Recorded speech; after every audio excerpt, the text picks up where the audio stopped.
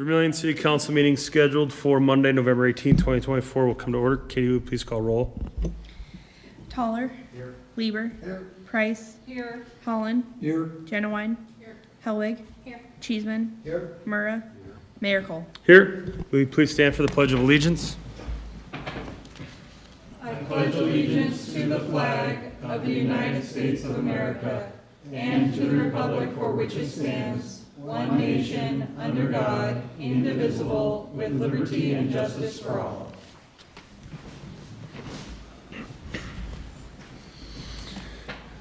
Has everyone had a chance to review the minutes from the October 29th special joint meeting with Clay County Commissioners, the November 4th special meeting, and the November 4th special or regular meeting? If so, is there any discussion, changes, or motion to approve? I move approval. Motion approved by Councilor Holland, Second. second by Councilor Cheeseman. I do want to have, I did have a citizen ask me, just to clarify, with reference to the joint meeting, because they're two separate bodies, I guess this would be a question for the attorney. Because they're two separate bodies, we would still approve our joint meeting, and they would approve their joint meeting, even though they were a collaborative meeting? Okay. So we don't do them all together? Okay, that's all I have. Motion on the table, any other discussion? All in favor, signify by saying aye. Aye. Opposed by saying nay. Minutes are approved. Adoption of the agenda. Has everyone had a chance to review the agenda? Is there any changes to the agenda or motion to adopt? Move approval of the agenda. Motion to approve the agenda by Councilor Price. Is there a second? I'll second. Second by Councilor Genowine. Any other discussion? All in favor say aye. Aye. Opposed say nay. Motion carries. For visitors to be heard, persons addressing the council shall use the microphone at the podium. Please raise your hand to be recognized and go to the podium and state your name and address. For items not on the agenda, members of the public may speak under visitors to be heard on any topic not on the agenda. Remarks are limited to 5 minutes, and no decision will be made at this time. For agenda items, public testimony will be taken at the beginning of each agenda item after the subject has been announced by the mayor and explained by staff. Any citizen who wishes may speak one time for 5 minutes on each agenda item. Public testimony will then be closed, and the topic will be given to the governing body for possible action. At this point, only council members and staff may discuss the current agenda item unless the council member moves to allow another person to speak and there is unanimous consent from the council. Questions from council members, however, may be directed to staff or a member of the public through the presiding officer at any time. At this moment, are there any visitors to be heard for items not on the agenda? We also have a Human Relations Commission representative that drafted and wishes to read a proclamation. Come forward, please.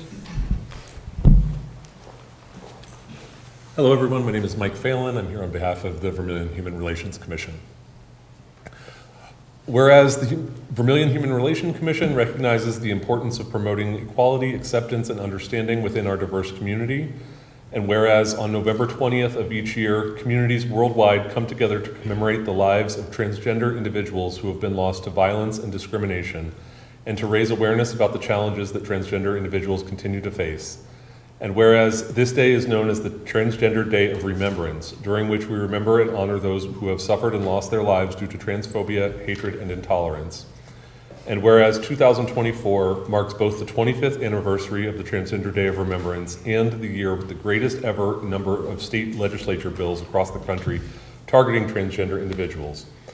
And whereas the Human Rights Campaign and Remember Our Dead have collected stories of more than 437 transgender, intersex, and gender nonconforming individuals who have died by violence in the past year, and countless more who have died by suicide. And whereas trans women of color make up 78% of those killed by transphobic violence, highlighting the intersection of racism, misogyny, and transphobia that drives these acts. And whereas it is incumbent upon us as a community to remember those who have been taken from us prematurely and to commit to creating a more inclusive and accepting society for all individuals, regardless of gender identity or expression. And whereas the Vermillion Human Relations Commission firmly believes in fostering a community that welcomes values, and accepts all people, Now therefore, we, the Vermillion Human Relations Commission, do hereby proclaim November 20th, 2024 as National Transgender Day of Remembrance. Thank you. Thank you, Mike. Are there any other visitors to be heard? Seeing none, move to public hearings. Public hearings, there's a request to terminate the street parking easement for the west 20 feet of, we'll just say it's off this Rose Street by the Newman Center. How's that? Good enough for me. Go ahead, Jose. Father John Rotten, on behalf of the Newman Center, has requested that the existing street and parking easement located on the west 20 feet of their parcel. So this would be the easement that we're discussing for vacation. This is Rose Street, East Cherry Street, and the Newman Center. As it stands right now, this would be Spruce. That's the easement that we're discussing as far as a vacation. Currently, the easement is used for public, by the public for public parking along Rose. If terminated, the area would be used by the Newman Center as they pleased. However, staff's understanding is that the parking off Rose Street would remain, but that a fee would be collected for parking at that location. The Newman Center recently improved the parking area along Rose Street as part of a larger project to improve their property. After all of the improvements were made, the city was informed that the Newman Center would be charging for parking along Rose Street. At that point, staff contacted the Newman Center and explained that the parking along Rose Street is public as per the August 1963 easement, and that the Newman Center could not charge a fee. And that's why we started this conversation at that point. So along with that, then we discussed several options as far as what could be done to dedicate or to vacate that easement. And there's a statutory process that must be followed when vacating a public right-of-way, but there's nothing necessary when vacating an easement, especially one like this. So what we ended up doing is that in order to terminate this easement, we did speak with the city attorney, and at that time, what we agreed on is that we would be putting a notice on the paper, notifying the public that we would have the correct documents as far as a termination document, and that we would be contacting all the utility companies that may be in that area. After we contacted all the utility companies, it was found that all of them actually have infrastructure within that 20-foot. So we can't necessarily just vacate it and give it back to the Newman Center at that point.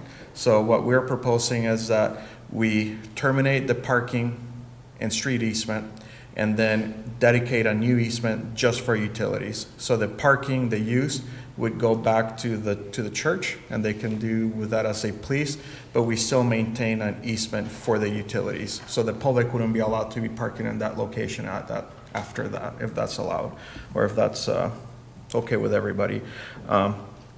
Staff recommends approving the termination of the street and parking easement for the west 20 feet of Lot W1 and Lot T1 of the northeast quarter of Section 13, Township 92 North, Range 52 west of the 5th Prime Meridian, City of Vermillion, Clay County, South Dakota, which is, as the mayor said, the parking on Rose Street as it abuts the Newman Center, with the condition that a utility sidewalk easement be dedicated for the same area the street and parking easement occupies. I would note that we do have the easement for the utility and sidewalk in hand. It just hasn't been filed at this point. But if there's any questions for me, I welcome those, and there's also a representative from the church as well. Thank you, Jose. Are there any visitors to be heard on this topic?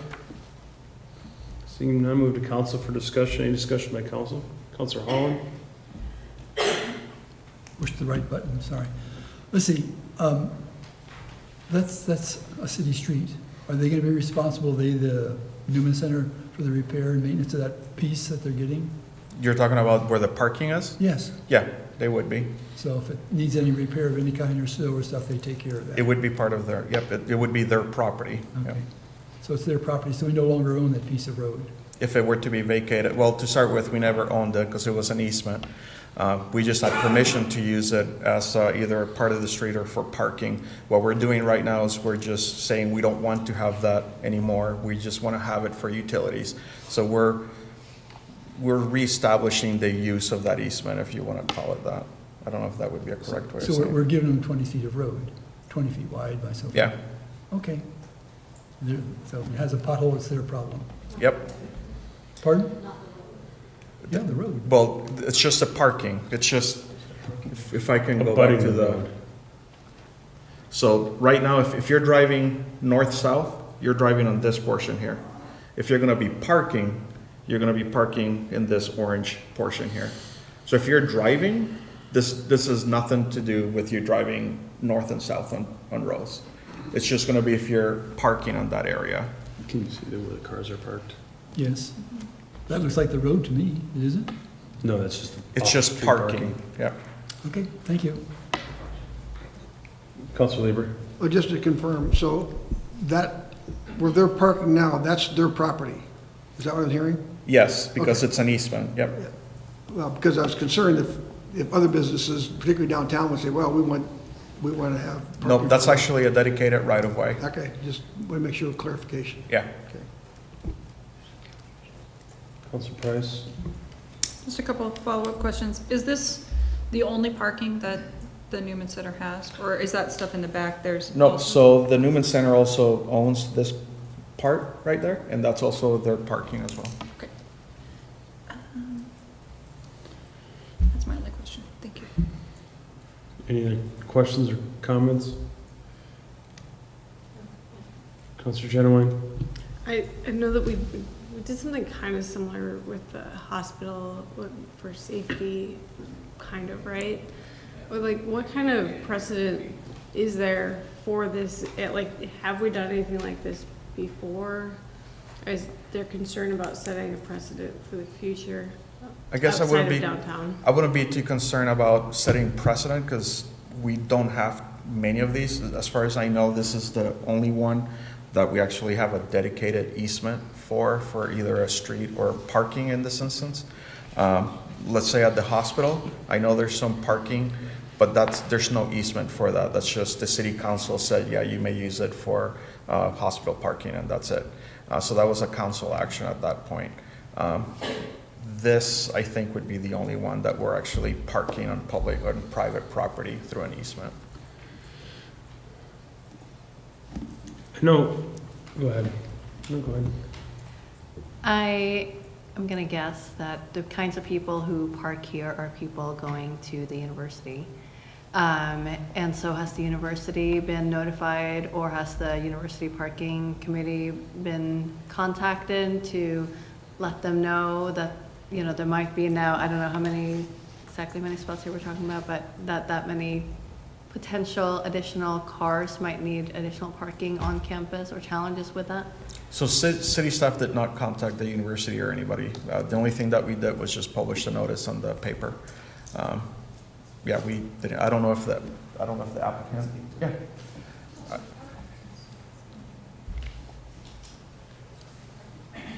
Father John Rutten, the chaplain at the Newman Center.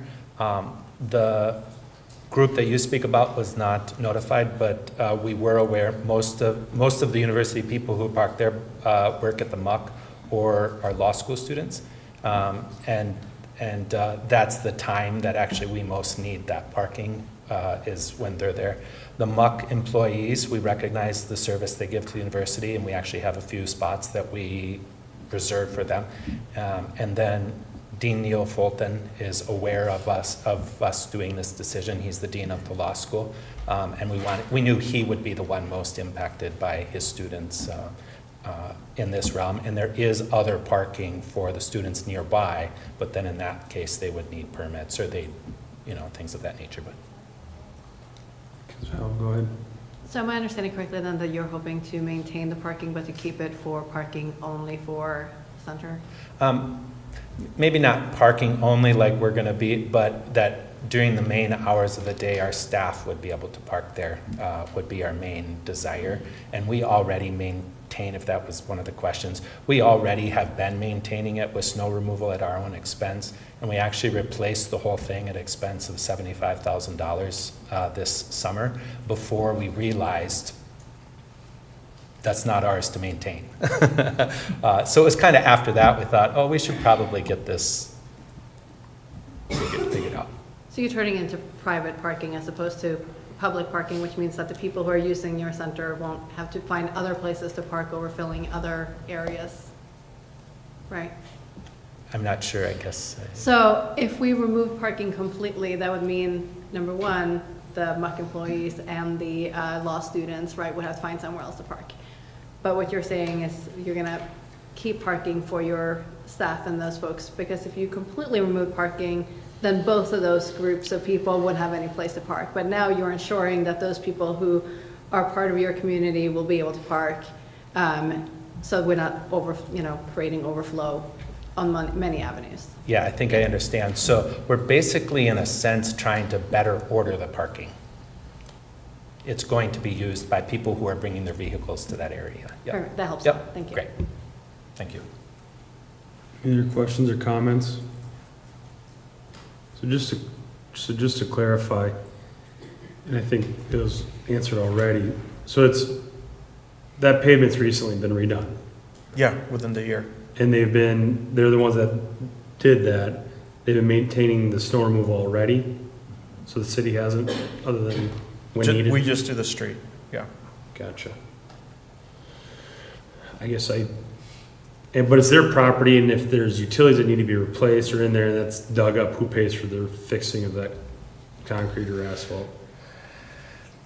I mean, typically, if it's a city utility, we have actually worked with a property owner as far as that's concerned. I don't know, I can't speak about the private utilities. But if it's the city light and power that goes through there, we have typically, in other instances, we've actually paid for those replacements. Same thing as grass or sprinkler heads or whatever, yeah.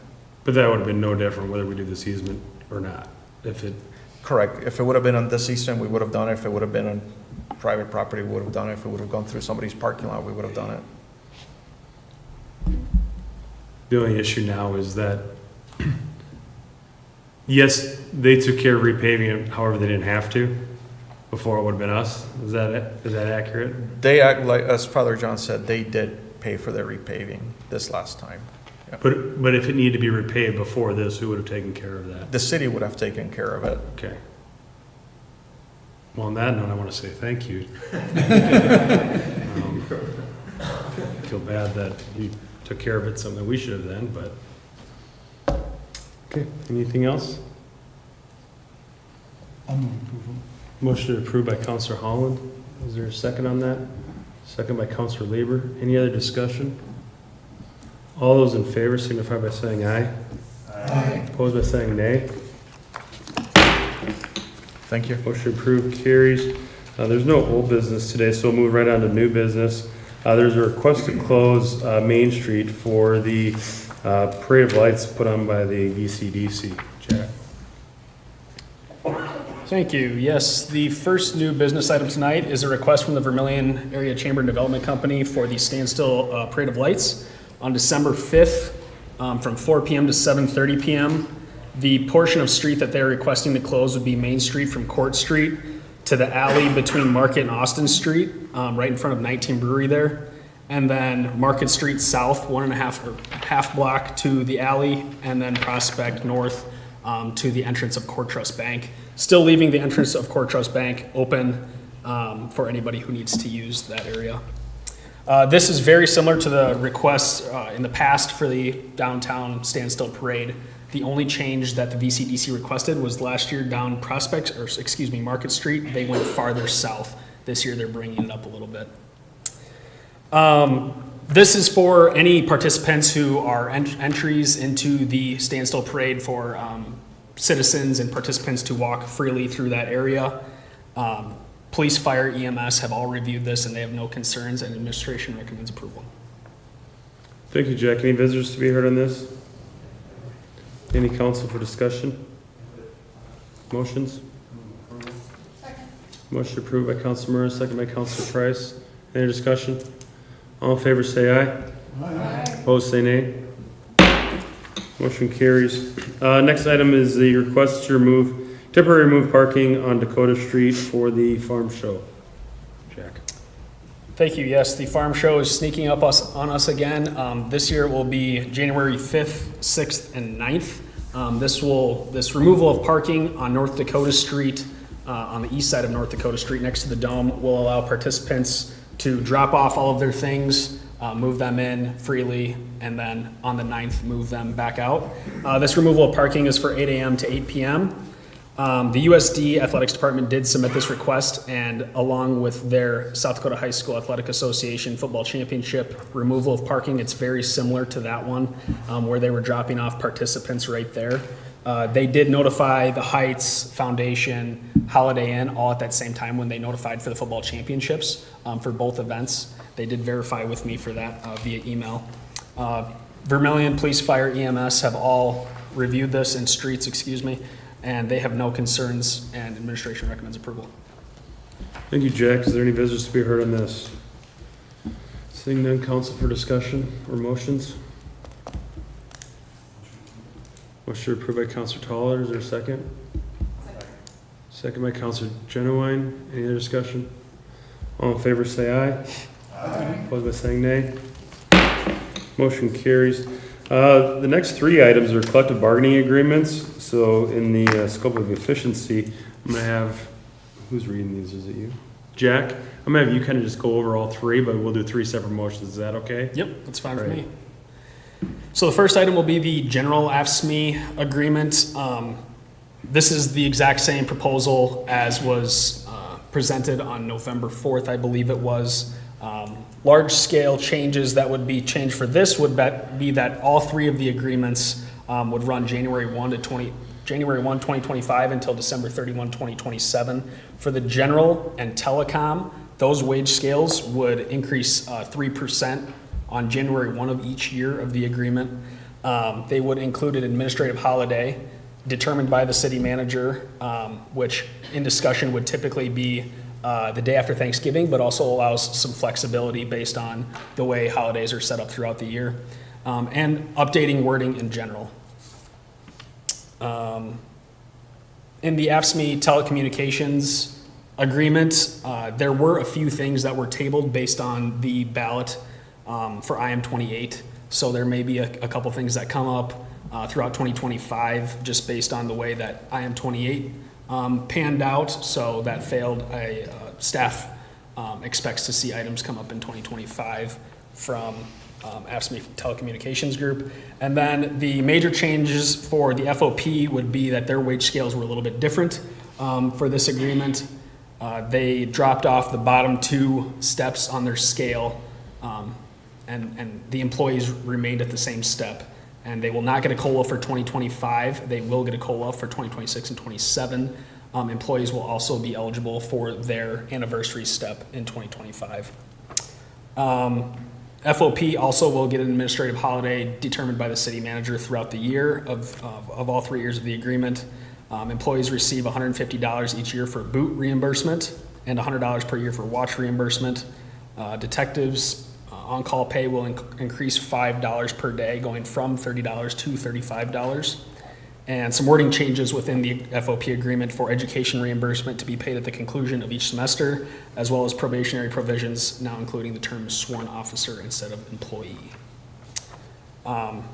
Staff thanks the union representatives as well as the Labor and Finance Committee for their time going through these agreements. It can be a little bit tedious, long nights, things like that, but administration recommends approval of all three. Thank you, Jack. Is there any visitors to be heard on items C, D, or E? Seeing none, move to council for discussion on any of these.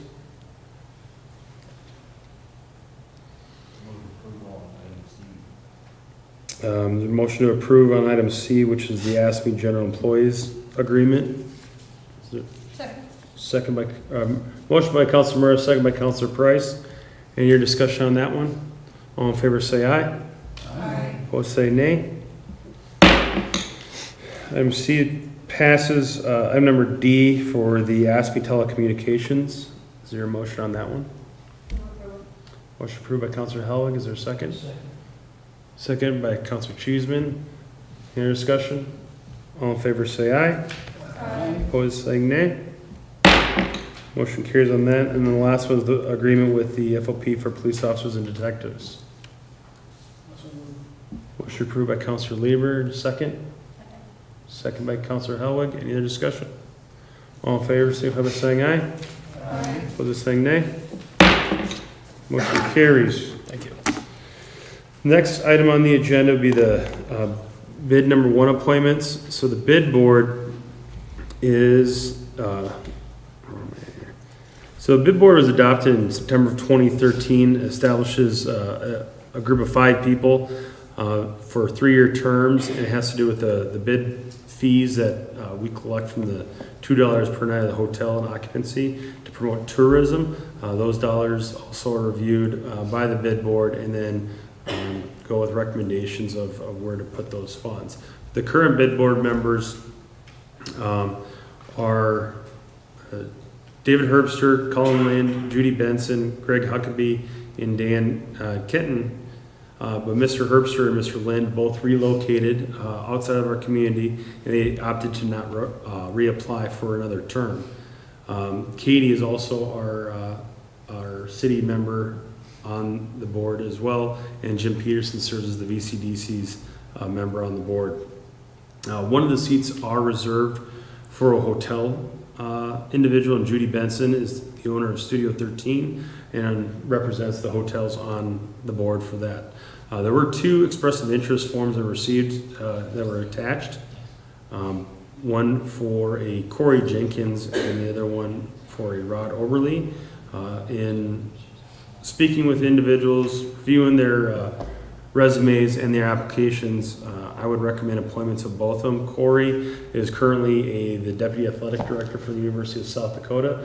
Much like with having David Herbster on the board, it was kind of nice being aware of what was all going on the university was doing for events, and to help also, obviously, like we just talked about the farm show, having that tie in there and knowing what's coming in to help with our tourism.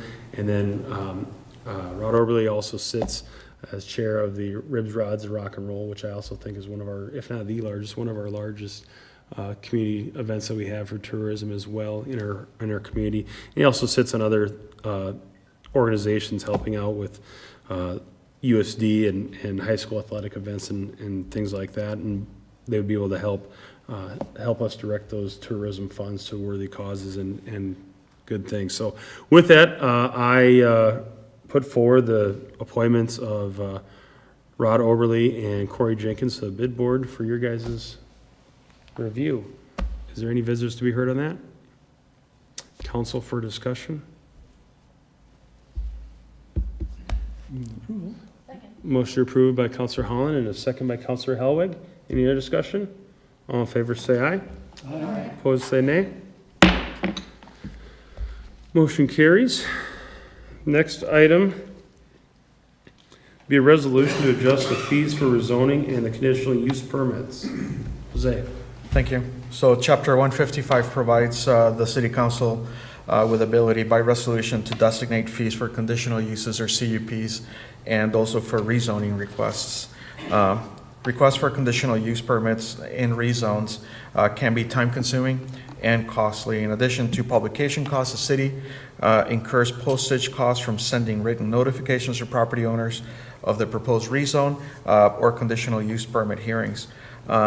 City staff contacted 8 Class 1 cities within the state to compare the fees that they charge with those that the city has right now. The fees for the conditional use permit range from $0 to $375, with the average being $209, roughly speaking. As far as for the rezones, out of those 8, the range was from $150 to $500, with the average being $278. It should be noted that even with an increase, if the city were to do an increase to the proposed $175 for the conditional use or the rezone, the city would still be in the lower side of the fees that were gathered, or the information that was gathered. Should also be noted that the city of Yankton is currently in the process of gathering information to update both of the fees that they have provided to the city. The city of Yankton, for example, is $50 for a conditional use and $150 for a rezone. Administration recommends approval of the proposed resolution establishing a new fee for conditional use permits and rezoning requests. Both of these would be $175. Thank you, Jose. Is there any visitors to be heard on this? Council for discussion? Councilor Holland? Just a clarification, I may be reading it wrong, but your background says they haven't changed since 2011, and then in your discussion, it says 2021. So- They haven't been changed since 2021. In 2011, we changed them.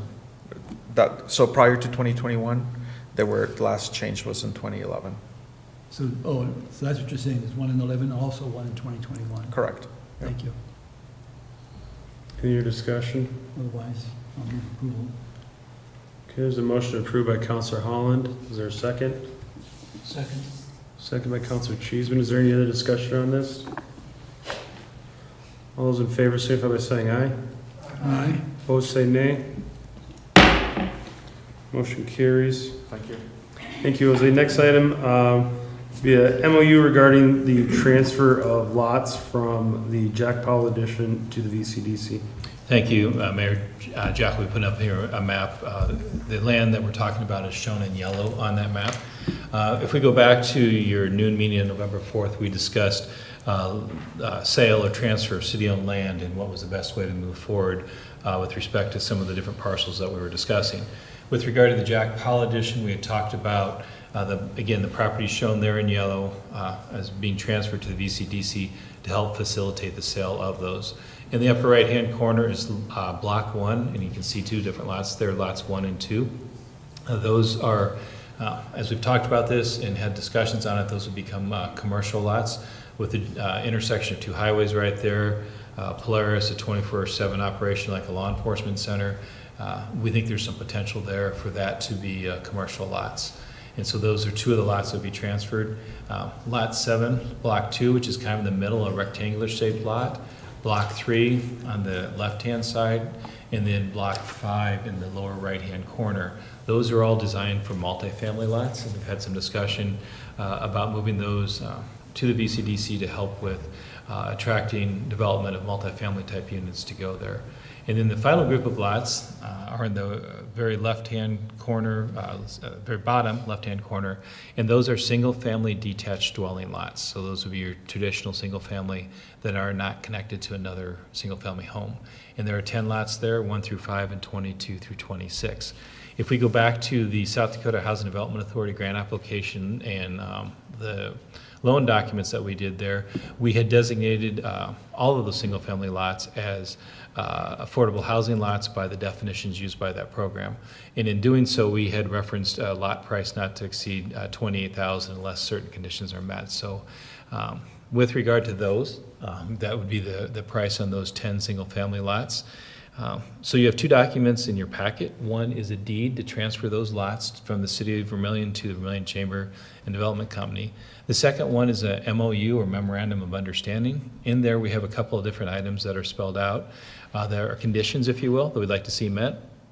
One is if this land's transferred to the VCDC, on those commercial lots, again, those are Block 1, lots 1 and 2, but those would be lots that are developed which create jobs, they would create sales tax, they would pay property taxes, and we'd work to have appropriate type of businesses that make sense for an entry point into the community. So that's what we were designating those two. So a condition of that is the VCDC would work with the City Council's Surplus Property Committee to develop a price and some other details with respect to marketing it. The VCDC, as all these lots would be leaving the city and being owned by the VCDC, they would be charged with keeping all the property taxes current on those respective lots that are there. When those lots are sold, all of the funds minus the closing costs would come back to the city. And again, that is TIF District number 9. And so those, one of the ways that we are repaying the debts of TIF District number 9 is through lot sales.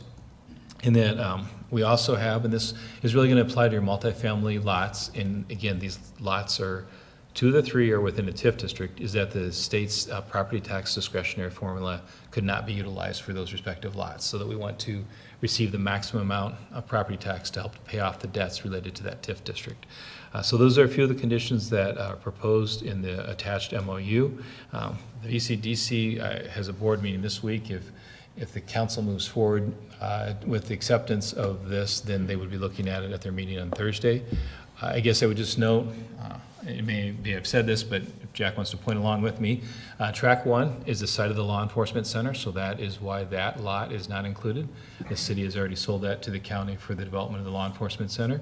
In kind of the upper left-hand corner and left-hand side, the area there that's not marked, that is the future park ground and detention cell for the stormwater drainage for that area.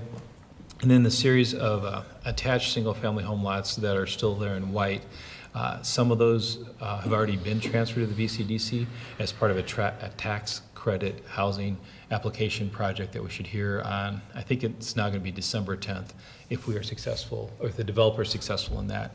And so you've already transferred those lots to the VCDC so that they could demonstrate ownership as part of their application. Again, if that application fails, then those lots, you have the option to reclaim those lots if that application is not successful. So that is what the respective action items are with regard to this. We'd be happy to answer any questions that you might have. Thank you, John. Is there any visitors to be heard on this? Is there any comments by council? I guess I do have a quick question. Can you go back to the map on there? I know there's some discussion on block 3 in general. We were having some with the developer on that. If we transfer this, and I'm just reading this MOU, do we still have say on how that goes then, or? We did, my notes here, I believe the selling price in that lot might be, so we did establish a price just under 240,000 based on extrapolating the numbers from the base lot that we started with. I think anything less than that, per the intent of the MOU, they would have to come back to the council and see if you're agreeable to that. That particular block is the one, there's several different council meetings where you talked about this block, what made sense for it, is not in the TIF district. It's surrounded by TIF district, but is not in a TIF district. Definitely, if they were going to create a TIF district for that lot, that would be a decision point for the city council. On that lot, I'm just thinking back, that one does not have a set number of multifamily units that have to be created on it versus the other two are part of a formula where they do. So I think that's probably one that we want to have those discussions and at least maybe bring that back to the surplus property committee if there's a proposal on it. I guess quite honestly, if on any of the multifamily lots, the city council would like to see that proposal come back to you just for clarification, a thumbs up, we can certainly write that into the MOU. And maybe that's a better way to track that to make sure it's consistent with your desires. That would be my only concern, is something maybe in the MOU and reference that block 3, since we've already had discussions on that one, especially with a potential developer, and making sure that the wishes of the council go through with that, unless there's any other concerns with that one from council. Councilor Genowine, go ahead. I mean, about that one specifically, if we transfer that, the TIF situation conversation could still continue, right? Like that wouldn't change anything with a potential TIF, right? That's correct, because the TIF district needs to have approvals by the Planning and Zoning Commission as well as the City Council. So it would have to come back through. And the ownership of that doesn't matter, right? Like whether it's ownership of ours or ownership of theirs. Right, in terms of eligibility for the TIF district? Yes. Yes, either, yes. Thank you for reading my mind. Any other discussion? Basic part of your job description. I'm sure I get it right. Any other discussion on that? So I guess my recommendation would just be something, maybe a line in there that says, reference to block 3, that the use of that would just have to be pre-approved through the council. Would that be? Yeah. I'm trying to figure out the best wording for it. Yeah, we can, and I guess I would say the VCDC has been in close contact with us on this, and they've been a good Right. partner, but I also understand the desires of the council. This is publicly held land, which you're passing to a quasi-public entity. You want to make sure that the wishes of the governing body are fulfilled. And so I think it's one of those that we can come up with some language that I think prior to sale, that it would come back to the city council for, I'll say recommendation, but for concurrence? I don't know, what's a good word? I'm looking at the city attorney. Sabrina? I'm sorry. What was the last word you just said? I said conference. I may have made that up. And so the question really becomes is, are you asking to be able to approve the use of the land or just to have notice of the, because like a meet and confer or a notice to the city of the intended use is one thing, approval's a second thing. So I guess you just want to be clear. Well, I guess, because currently right now, there's been a developer talking about what they're gonna do with it, the possibility of a TIF and things like that. Obviously, TIF doesn't matter. We already discussed that. We know that whether it's privately owned or publicly owned, we can still do that. The question is though, you know, there's that developer that's in that process of there. If another developer comes along and says, oh, I'm gonna do it, I'm gonna develop it and does something else,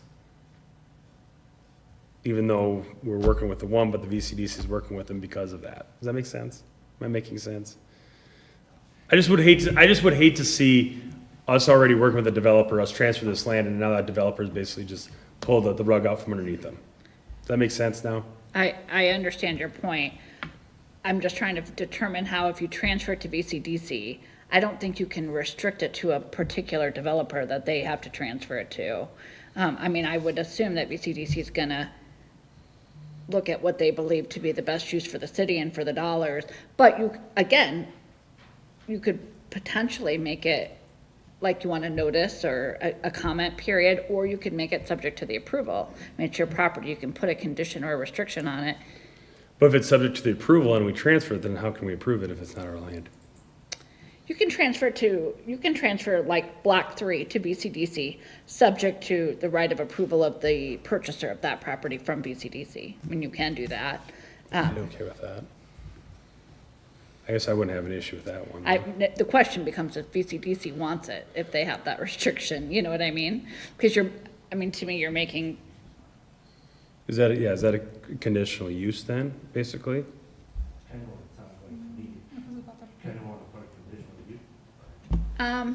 no, I mean, a conditional use is related to the zoning of the property. Right.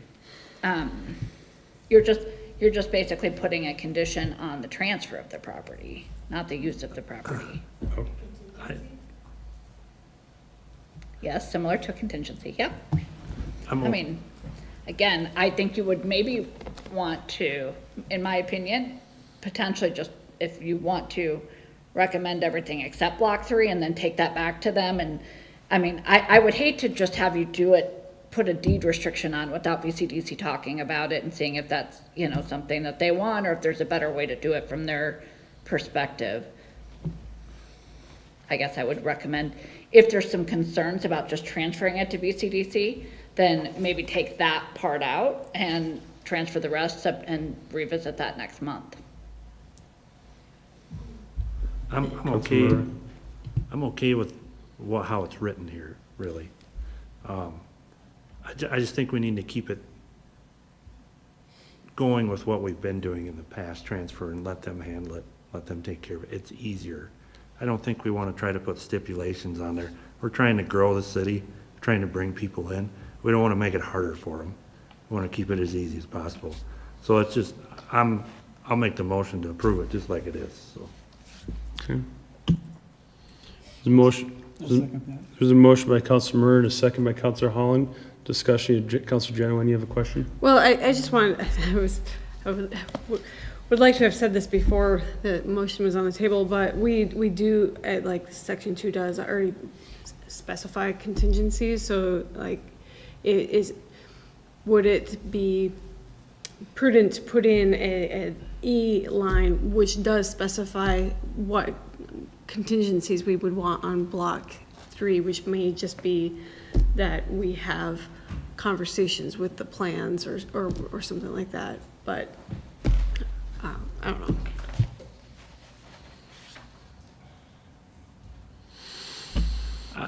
I don't think so. My opinion, I don't think so. I think we just roll with how we've been doing it. It's working. It's been working. I understand what you're saying, but man, we're trying to fill that up out there as quickly as possible. And the easier we can do it and the faster we can do it is if this to me has been working in the past, so let's just keep going with it, so.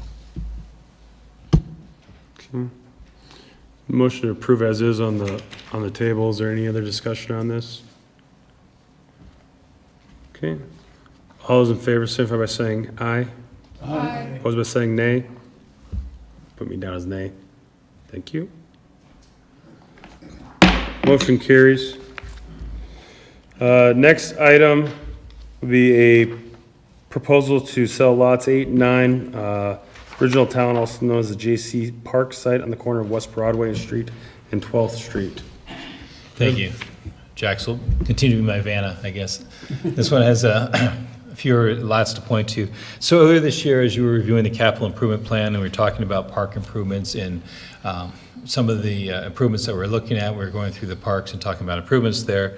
There was some discussion about, do we end that park, remove the equipment that's there, and invest in the Cotton Park playground structure versus building a new playground structure there. And so we had some substantial discussions on that, and that kind of, I think, got waylaid or put aside a little bit while we worked through all the different projects that went on this summer. And then at your November 4th meeting, just as we did with the Jack Powell addition, the Jolly School site, we also had some discussion about this particular lot and what continues to make sense for it. And so the direction for staff was to prepare documents to go out for sealed bids on this respective lot, and then if that's approved, then we go ahead and remove the playground equipment and begin also our plan to improve Cotton Park playground structure. But that's basically what we're trying to improve by taking this park offline. I would just note this particular lot is just a little over 13,000 square feet. It is currently zoned R2, which predominantly, other than maybe one or two of the homes west of Dakota Street, south of the Bluff, are all in R2 zoning. The only other zoning that we have in the area is light industrial, which is pretty much parallels the railroad tracks there. This particular lot, like I said, is zoned R2. All the land surrounding it is zoned R2. There's no proposed zoning change there with it. So I think that's kind of the gist of it, is that we'd recommend preparing or a motion for city staff to have you guys declare it surplus, and then our surplus property committee would set a price, and then we would move forward to receive sealed bids for the property. Thank you, John. Are there any visitors to be heard on this topic? Please come forward, state your name and address.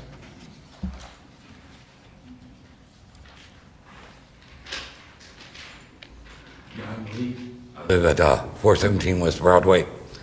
This park has been a place in our community where a lot of our families have grown and played, myself included. We enjoy seeing the kids play in this park yet. And I would not like to see it sold. I would like to see it, I don't think it costs us anything to maintain it the way it is. And there are college students that come down and play basketball there. College girls come down and play on the merry-go-round. The merry-go-round has been a staple for all our children. Plus, it's being used as a bus stop by the school system. So my other concern is essentially, where would the bus stop go down there if we got rid of the park? I would actually like to see maybe a bus stop, little shelter built there at that park as an improvement. There's other people I know here who want to talk too about this matter, so I'm going to yield to them. Thank you. My name is Bill Brown. I live right across the street west of the J.C. Park, and I've lived down there all my life. I grew up playing in that park, and I've heard word that some of you say there's nobody that plays in that park. Well, I sit in my chair just about every night watching kids play in the park, and we're not asking you to put $50,000, $60,000, $100,000 into it. I know the equipment's old, but it's fine, it's safe. It's not costing anything to keep it there.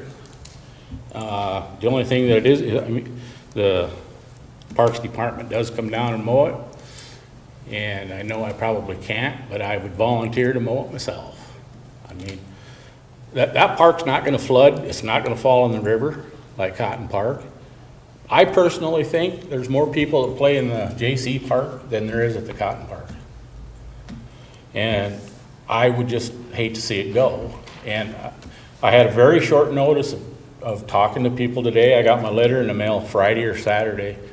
And today I come up and talked to somebody, because the address on here wasn't correct. But anyway, I did find out that it was the J.C. Park that was talking about being sold. And so I did have a few people come up with me today, but I've talked to a lot more that can't come up. And I don't know if a petition would do any good or not, but I know a lot of people would sign it, and we'd love to keep the park down there. So, thank you. Any questions? We'll wait till we hear from other visitors if you have any questions. Thank you. Any other visitors to be heard? Come forward, please.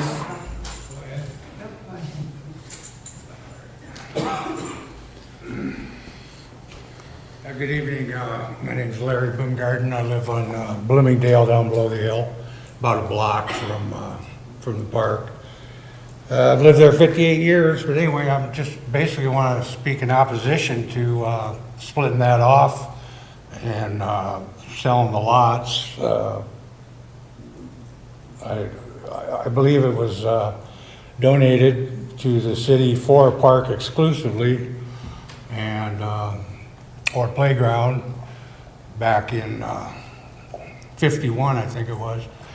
But anyway, I guess a lot of people use it. My grandkids use it, and anybody who says they don't, I guess I'd like to know their methodology for determining that, because as I say, I've lived down there 58 years and all kinds of people use it. So I guess that's about it, unless you had any questions. Thank you. There's another one.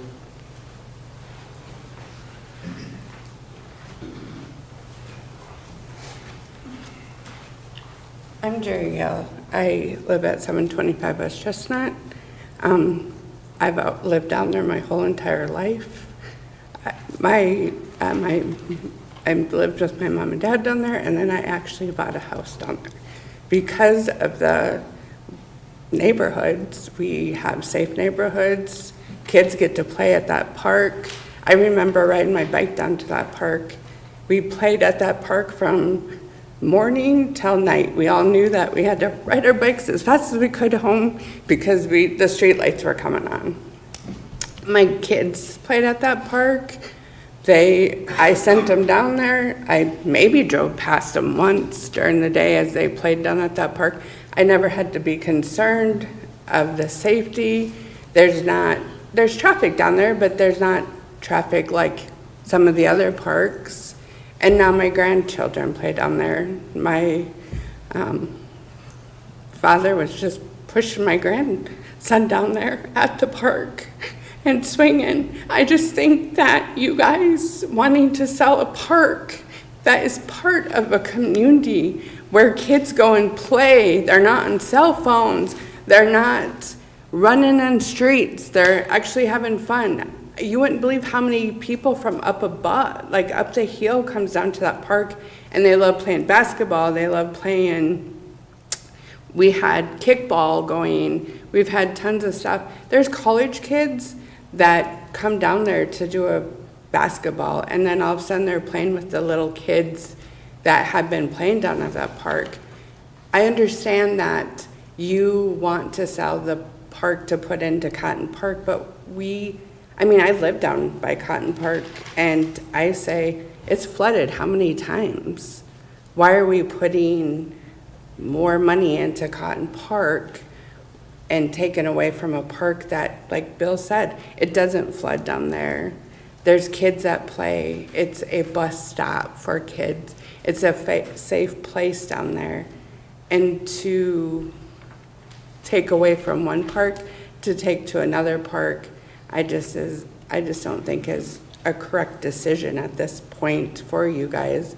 I understand, like Bill said, you guys have to mow it, but realistically, just the other day that it was nice, there's 4 or 5 kids down there playing. It's November, they're still playing in the park, they're still having fun. And I would really welcome some of you guys to drive down there and see the kids playing on nice days down there and realize that you sell that, you're taking away a spot that is a safe place for them to play.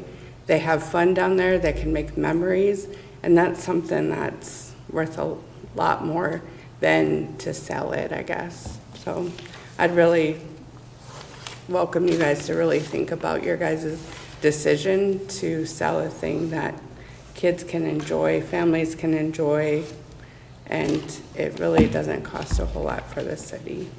Thank you. Thank you. Any other visitors to be heard?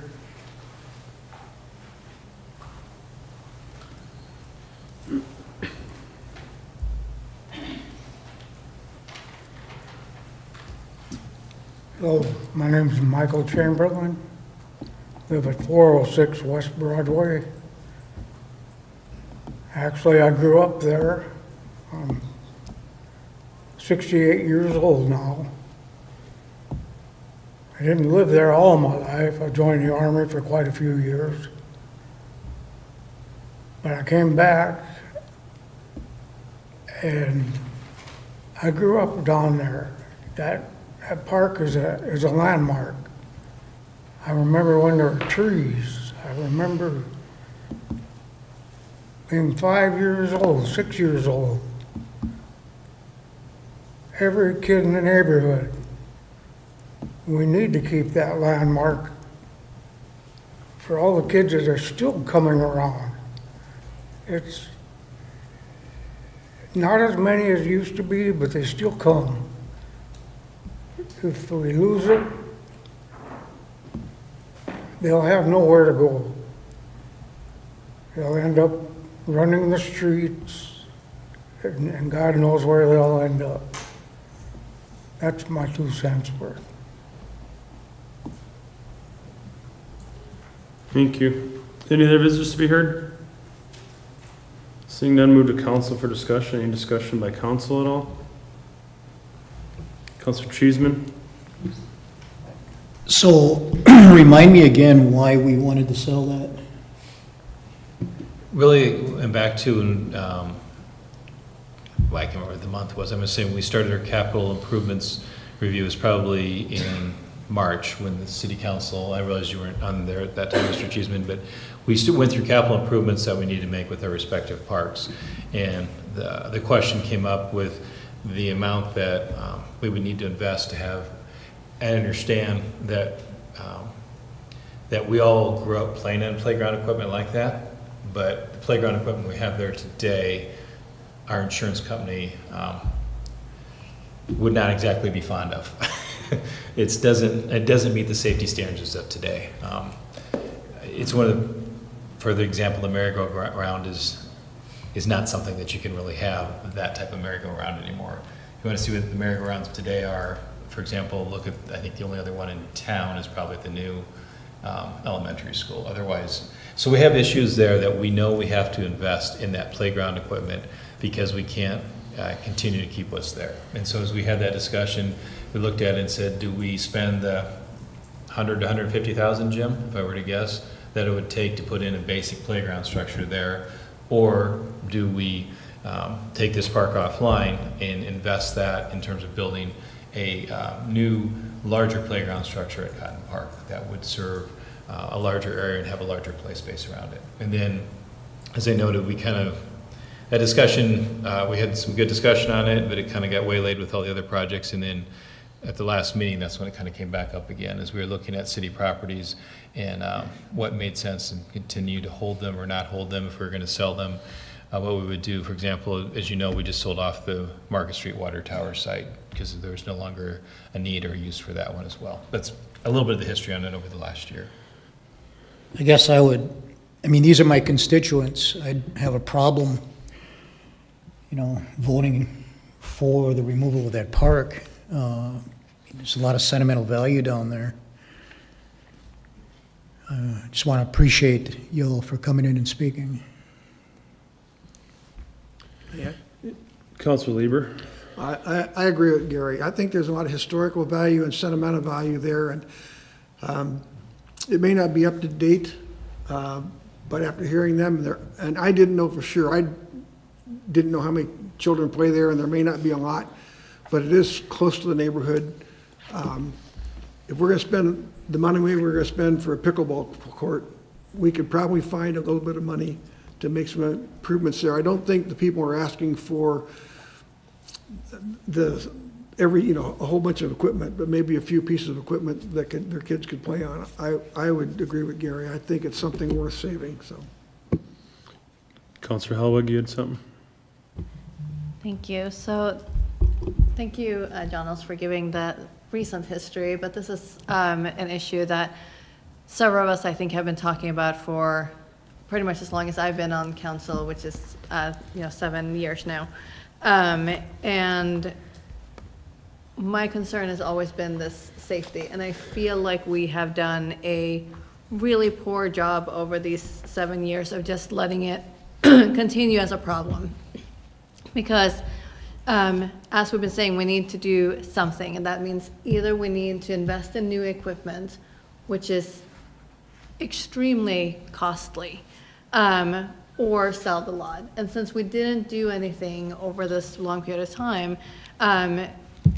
once we had this moment of, we have new developments, we have movement on Cotton Park developments, we have movement on the Jack Powell Park developments that we've been discussing, we thought that we should consolidate those efforts because it is more cost effective for a broader community rather than the local park. Now, I do think that there's a possibility that, we could do just a simple playground, but the reality is that then it continues as a park for that neighborhood, and we don't have the funds to improve the park space for commuters for the rest of the city, right, for the rest of the community members. And so I don't know exactly what the right move is. I had felt strongly that we had talked about this many, many times, and that's how we ended up at this decision to develop the lot, because it's unsafe play equipment, but also it's not well maintained. And I think it's frankly an embarrassment, again, that we've been talking about for many, many years, that we just let go for too long. And so I think we need to do something, and I think that we came to a conclusion that the best investment of the city's funds was to move that into the Cotton Park area. Any other discussion? John. Sir, guys, please, sir, it's council's discussion right now. Can you just hold on? Okay. I got just a quick question. How far apart What do you want to are these search two for? parks? Sorry, she was listening. How far apart are these two parks?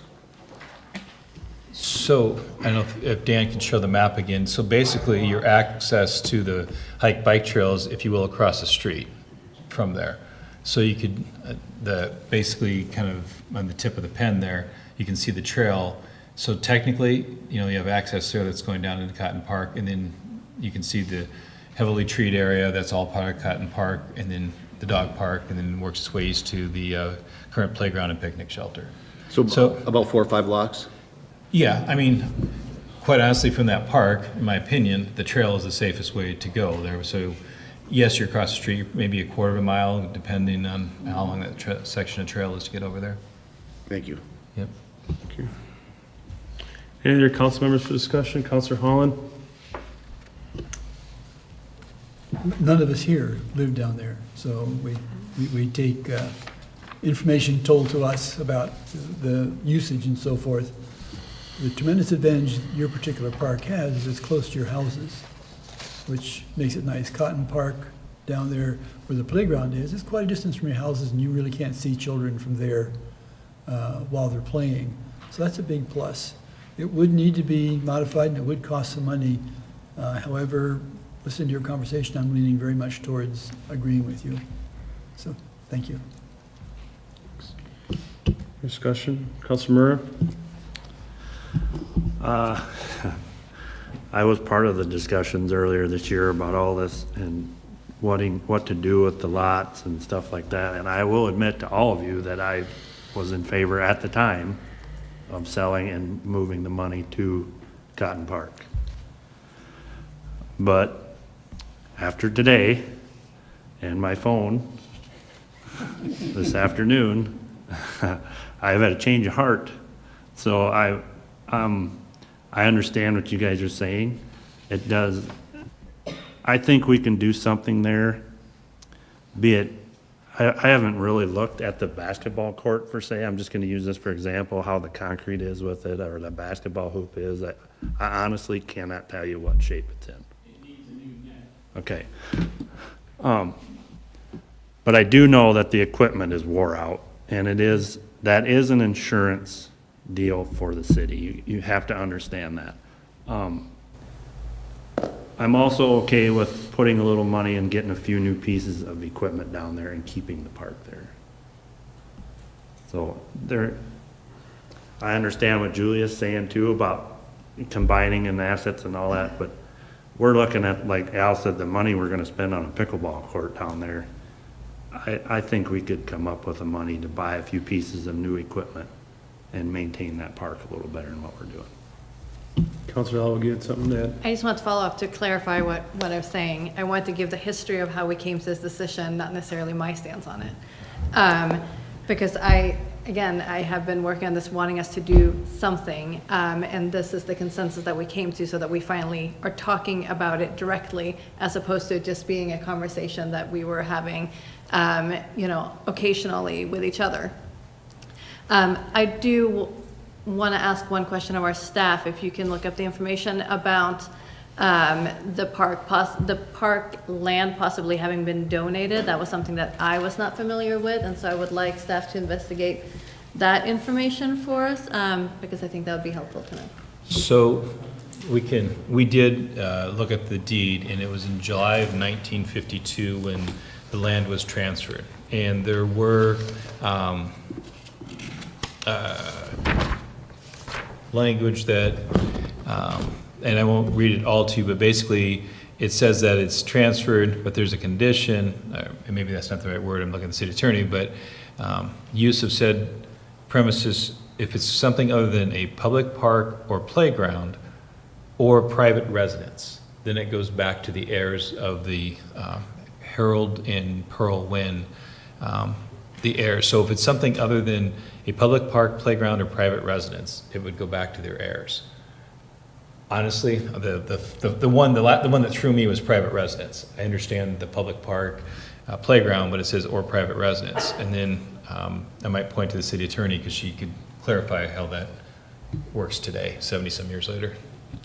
I think you said it pretty well, but I'll restate it. It does appear like when the property was deeded to the city of Vermillion back in July of 1952, that it says it was deeded to them subject to a condition subsequent, like so a condition to come, whereby Harold Wynn and Pearl Wynn deeds it to them as follows.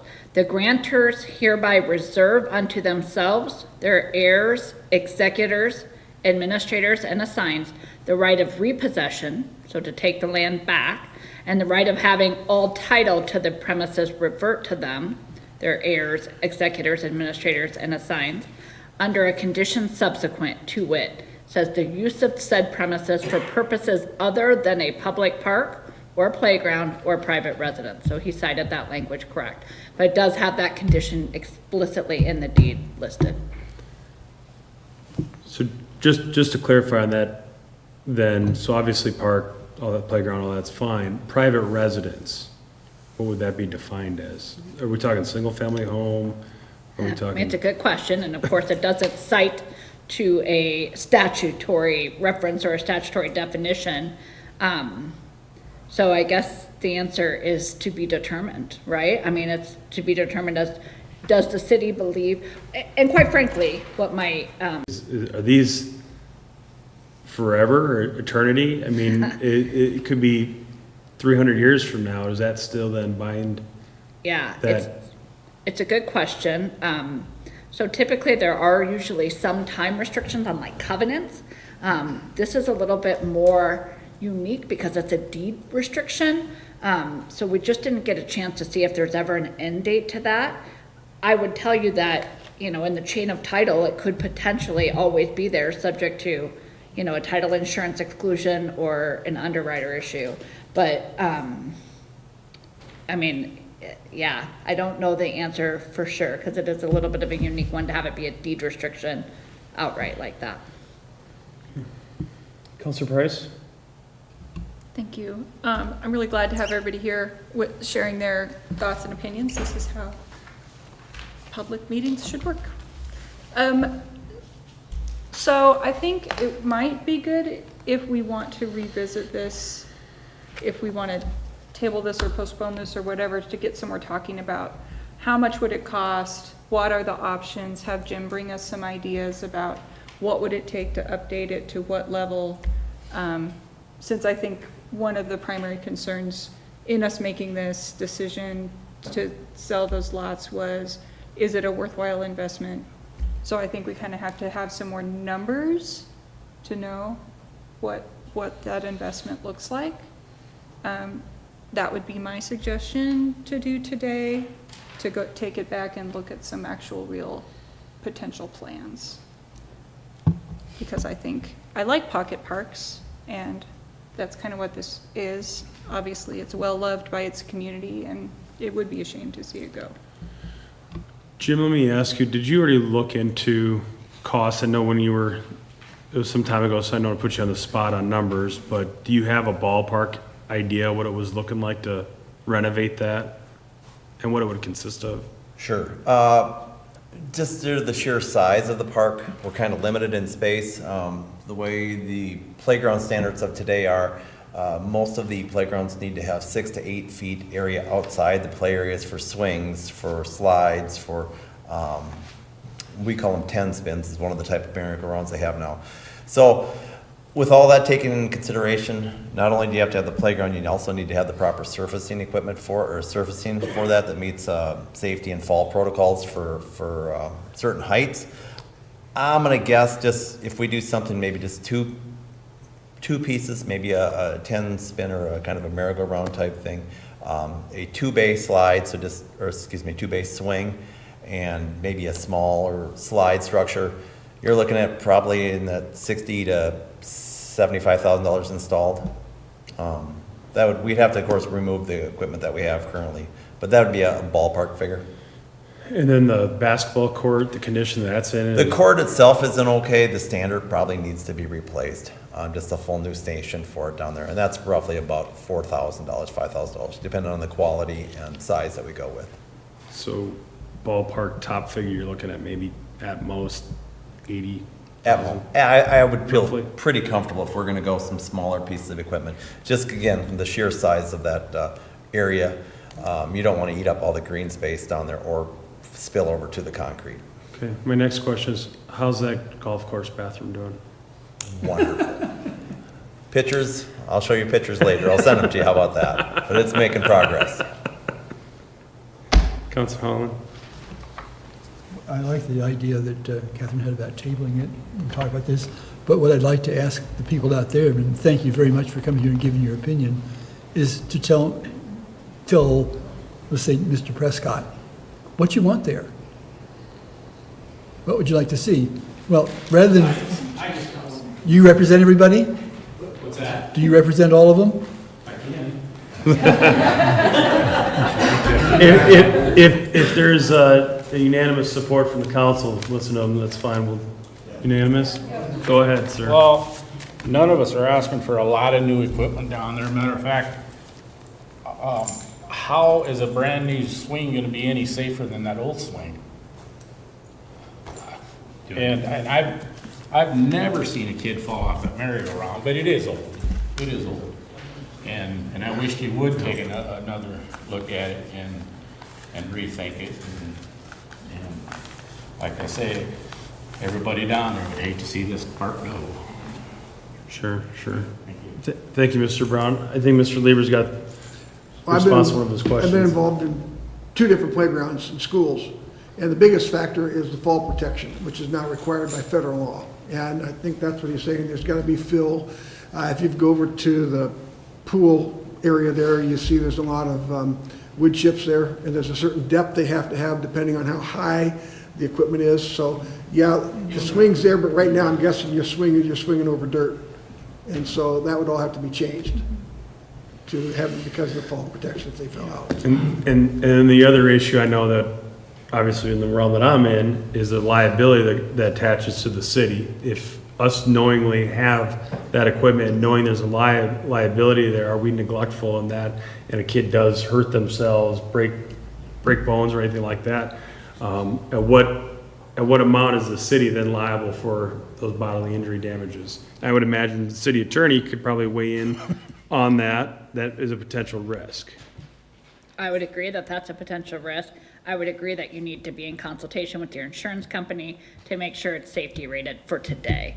I think that that's accurate. And once you have this discussion, quite frankly, they're good discussions to have, but they increase your risk because now everybody knows that the city council knows that that's not up to where it needs to be. So You led me right into my next point. Thank you. And that's just it. So now we've had this discussion and the concerns have definitely brought out there. So regardless of what we decide, whether we table it to consider with new park equipment and kind of revitalizing that, or to sell it, I think we're still going to have to move forward with doing something with that equipment so we mitigate our risk at this point in time, because the merry-go-round, like Mr. Lieber had said, now the safety ratings even with swing sets, I mean, quite frankly, when I was a kid, we called those merry-go-deaths because we would get those things spinning as fast as we can and fly off of them. Again, different day and age nowadays. Purposely, correct, yeah. I didn't break any bones on them when I was a kid, but I think I know a couple that did. And nowadays, it's a different world we live in. The liability risk that we're in on that, I agree. We need to do something with that to revitalize it then, if that's what the direction we're going to move. Counselor Cheeseman, you have something? Yeah, I think I appreciate Catherine's discussion, a portion of the discussion here, but I think we're dealing with two issues. I think we should take the sale off the table and then deal with what we're going to do with it at a later date. Okay. So at this moment in time, we had a proposal to sell. We don't need any motions to do nothing, correct? Because we didn't have anything, because we already own it, it's already a park. correct, you can just table it for further discussion or further down the road. Okay. So. Or take no action. I say we can take no action too, just as is and do it. So, I guess let me ask you this. Is there any motion at this point to sell the property? Okay. So that would die for no, or it doesn't even die because there's no motion period. So I guess on that note, go ahead, Councilor Murrah. So with the equipment and now that it's out and about, how much liability we have, how upset are we gonna get if we take that equipment out of there until we decide? I guess you asked him a question, I'm so go asking- ahead. I am asking whoever wants to represent you guys, how upset would you be if we took it out of there for safety reasons until we decided? Take it out. There's still, the kids So, are gonna still play. right, I was gonna say, you guys gotta remember, the kids played down there playing basketball, kickball, baseball, softball, everything. We had very limited equipment down there already. Like, how many parks has 3 things on at their parks? You go uptown and there's jungle gyms and everything. We had kids playing down there because there was a basketball court, because they could play kickball, they could play all that stuff. They're not going there because there's a merry-go-round. They're going there because it's their park, it's their neighborhood. They're having fun. They're not by a river, they're safe there. So it's not the equipment that's bringing the kids to the park. It's their fun, it's their memories. Okay. So whether you take the merry-go-round out, you're not gonna have less kids there. I Okay. can I guarantee just ya. wanted to, I didn't want to upset anybody. No, I'm if just we saying, decided it's, to take that out of there like, because it's very, it's an we already insurance had deal very limited. right now, and Right. I would feel terrible if somebody went down there and got hurt. I would. And for all I know, over the years, there may have been somebody that got hurt down there. I don't know, but now that we know and I know, it would bother me. So that's all I was wondering. Yep. Thank you. John, you had something to add to that? I would say, Jim, the merry-go-round probably has to go. The swings are the next one and the slide is last, from your experience with park equipment? Safety Benefits Incorporated said that they all should Okay. go and then or it can be replaced with something similar, but the surfacing has to be in place. Okay. And from my understanding, from the sounds of it, it's more of the open space, freedom to play for the kids, possibly the basketball hoop, are the big things to utilize. You're good? Counselor Holland? I'd like to thank you also for the information about it, and I might personally will encourage that we have, including in any repairs, something, a cover for the kids for the bus stop. That's good to know, and that'd be very helpful for everybody. Doesn't have to be exotic, just a roof. On the bus stop, sir? You have to get permission from him to talk. Unless you're asking a question, but yeah, if there's unanimous consent, we're good? Yeah. Go ahead, sir. Yes, on the bus stop, I have talked to the school board, well, not the school board, but Superintendent? superintendent of schools several times, and the building trades class will be willing to build it if we can supply the materials at some point. I think that's a discussion staff can have with the school superintendent on that and see what we can do. Thank you. Any other discussion on this? I think we can just move on for no action. Thank Okay. you, everybody. Thank you guys so much for sharing your information and concerns. Next item will be, where am I at here? Change orders 1 and 2 for the wastewater treatment plant force main drilling project. Shane. Perfect, thank you. As you guys remember, after the flooding that we had in June, we hired RP Constructors to install 3 new force mains underneath the Vermillion River. On August 15th, we did issue the notice to proceed. Hold on, Shane. Yep. Joe, can you guys, before you have your discussion, if you could just wait till you're outside because you're over talking me, I'm sorry.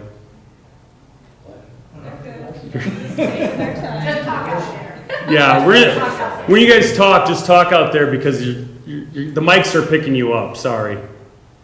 Well, this building is $35 million and it's a forced excuse for a system, hearing system, you can't hear nothing back here. Thank you for that, too. I should have spent 35.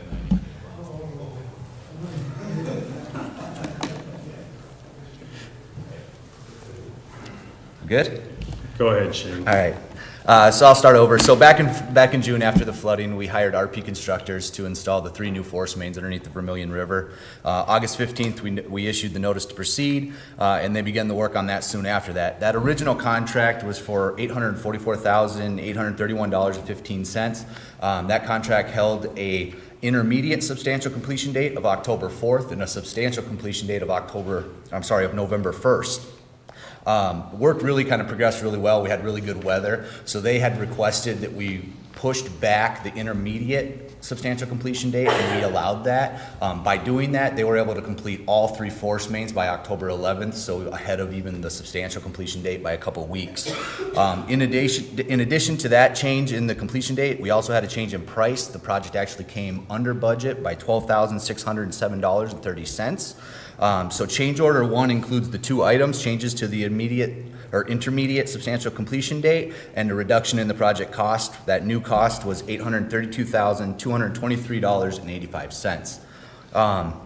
We have one additional change order number 2, and what that did is that added some language that was required by FEMA for us to qualify for FEMA reimbursements. We had to add some language to the contract documents. RP Constructors has went through all of those proposed changes. They were abiding by all of those already, so it was just literally a change of the verbiage in the contract agreement, so I had no issues with that. We continue to work with FEMA on that process to get reimbursed. In the meantime, we do have funds in place to cover all the costs for this project. With that, administration recommends approving change orders number 1 and number 2. Thank you, Shane. Any visitors to be heard on this? Council for discussion?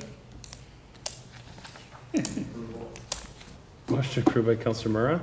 Your second. What, you want to save money? Is there, there's a second by Councilor Cheeseman?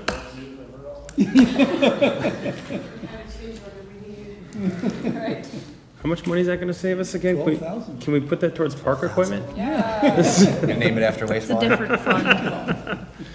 All those in favor, say aye. Aye. Opposed, say nay. Motion carries.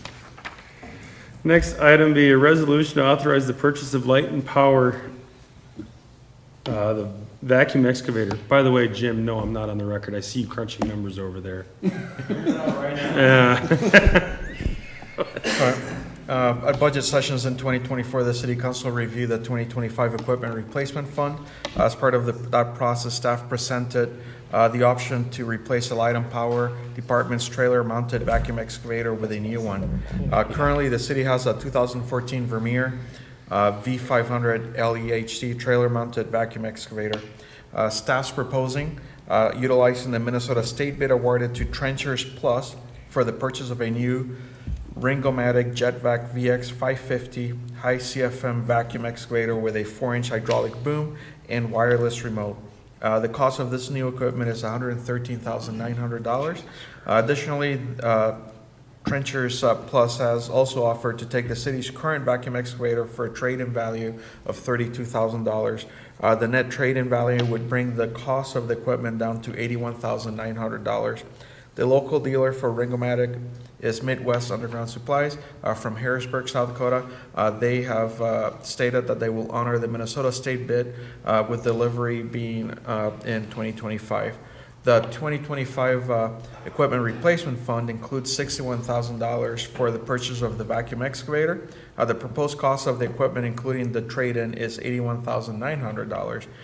Based on the total, the city would be short $20,900. The Equipment Replacement Fund will have to be adjusted during the budget review session in 2025 unless other savings can occur through other purchases. Administration recommends approving the resolution to purchase a new Ringomatic JetVac VX 550 high CFM vacuum excavator with a 4-inch hydraulic boom and wireless remote from Midwest Underground Supply out of Harrisburg for $81,900. This includes trading in the city's 2014 Vermeer V500 LEHD. Thank you. Is there any visitors to be heard? Council for discussion? Councilor Holland? Curiosity's really got me. What good is the 4-inch hydraulic boom? I would expect 4 feet or something. No, it's the diameter. Diameter? It's the diameter of the hose, yeah.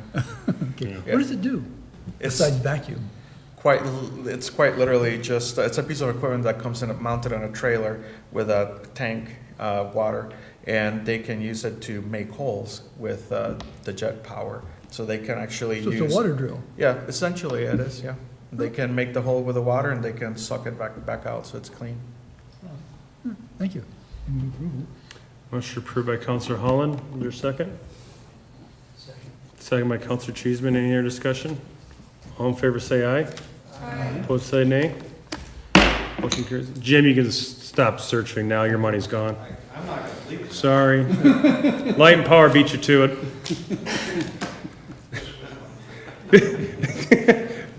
Bid openings, water and wastewater treatment chemicals. Thank you, guys. It's that time of year again where we request bids for lime and soda ash that's used for water treatment at both wastewater and the water departments. We opened bids on November 13th. The bid summary has been attached to the packet for your review. This year we sent out bid documents to 10 prospective bidders. We received 7 sealed bids. There were 4 bids that were received for the quicklime and 3 bids for the soda ash. One of the quicklime bids could not be read because it did not have the appropriate bid bond. Graymount LLC submitted the low bid for proposal number 1, which is the lime, and Univar Solutions submitted low bid for proposal number 2, which is the soda ash. Graymont included a fuel surcharge. It's variable fuel surcharge, so we did look at that and we evaluated that at its worst case scenario, and that still kept Graymont as the low bidder, even in the worst case scenario. Funds for this chemical purchases have been budgeted for by both water and wastewater departments.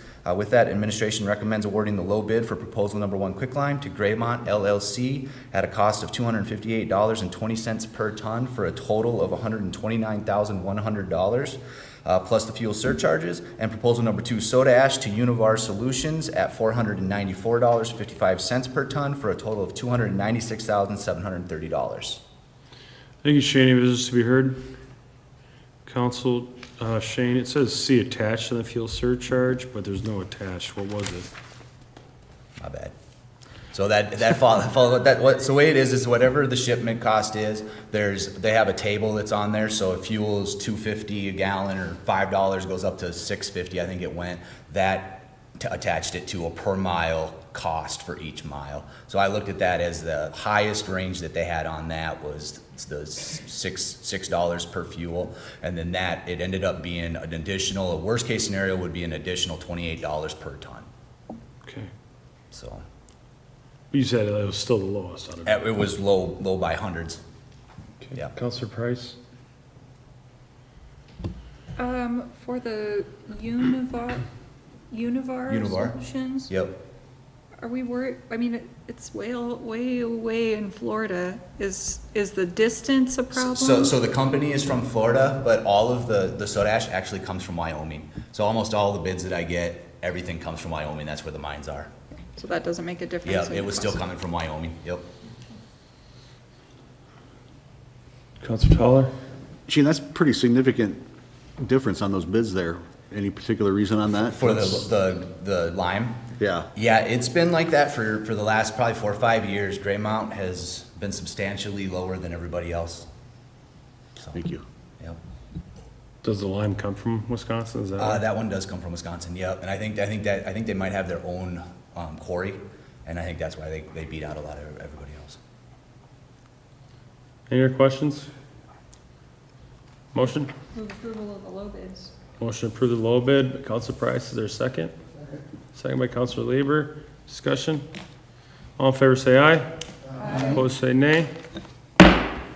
Motion carries. Thank you, Shane. Next item, City Manager's Report. John? Thank you. Just a couple different items. The Library Board has their monthly meeting this coming Wednesday. The meeting is at 6 o'clock in the library's Kozak room.